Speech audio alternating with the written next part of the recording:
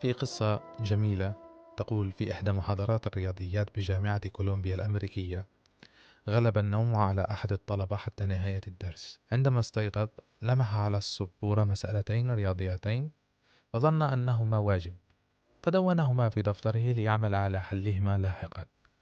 بدأ الطالب المحاولة فوجد المسألتين شديدتي الصعوبة، لكنه لم يستسلم.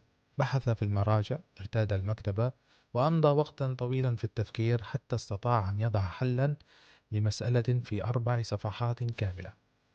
في المحاضرة التالية فوجئ بأن الأستاذ لم يطلب الواجب، فسأله عن السبب. أجابه الأستاذ: تلك لم تكن مسائل واجب، بل أمثلة لمشكلات استعصى حلها على العلماء. عندها أعلن الطالب أنه قد استطاع حل واحدة منها، فرجعه الأستاذ وأثبت صحة الحل، وسجل باسمه في الجامعة، ولا تزال أوراقه محفوظة ومعروضة حتى اليوم.